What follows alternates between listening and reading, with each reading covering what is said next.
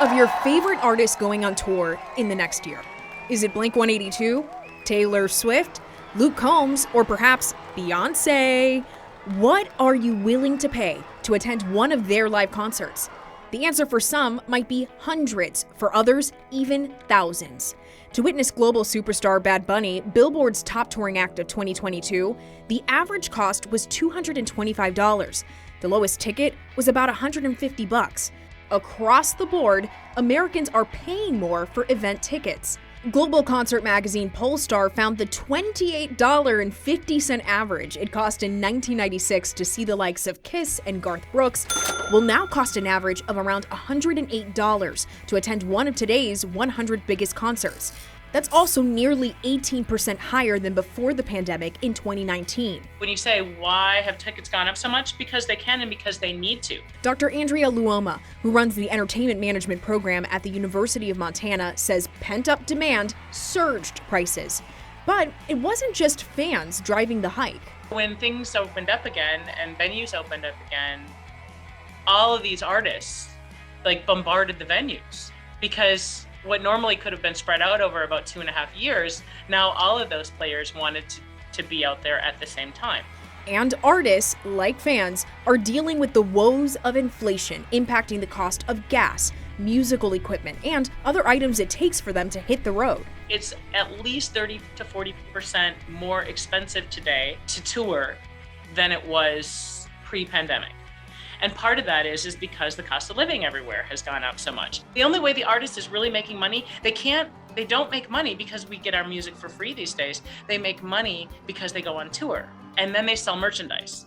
According to Billboard, concertgoers' money does not go straight to the artist. The base ticket price goes toward marketing, production costs, and renting the venue. Just to break even, a venue has to sell 80% of all the tickets. After the curtains close or the fans empty out, Billboard says the promoter and the artist had traditionally split the profit, with the artist taking about 85%. But in recent years, promoters have worked to pad their 15% with fees, which in some cases can add up to cost more than the ticket itself. The fees are essentially what keeps companies and platforms like Ticketmaster going. Those fees are then divided up between Ticketmaster, the venue, and anybody else that's involved. And then there's the strategy of adjusting prices based on consumer demand, called dynamic pricing.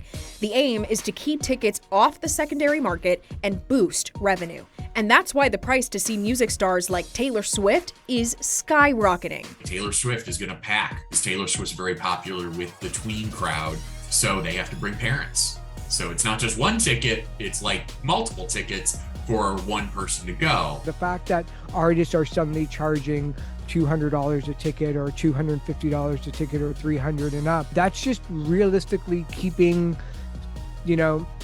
level with what else is out there when tickets were $6.25 back in the 1970s. If people were that upset over the ticket prices, they wouldn't go. The pop superstar set a new record in November with over 2 million tickets sold for her Eras tour in just 24 hours. Ticketmaster struggled to keep up. The company's pre-sale inventory was completely sold out, leaving fans stuck in a queue and leaving the platform plenty of criticism. And now, legal action. More than 24 of Swift's fans accuse Live Nation Entertainment, the parent company of Ticketmaster, of fraud and say the company violated antitrust laws. The argument is there's too much control by one company over a substantial number of venues and concert shows. And of course, if there's 2 arenas in one city and one is owned by Live Nation, odds are the concert promotion will be going to the one owned by Live Nation, and they're making money up and down the chain. Others are questioning if the platform is monopolizing the market, a claim reports suggest is at the center of a Department of Justice investigation, launched even before the latest ticket fiasco. And it's only fueled calls in the nation's capital, like from Representative Alexandria Ocasio-Cortez, to break up the Ticketmaster-Live Nation merger. It's really, really hard to break up a monopoly.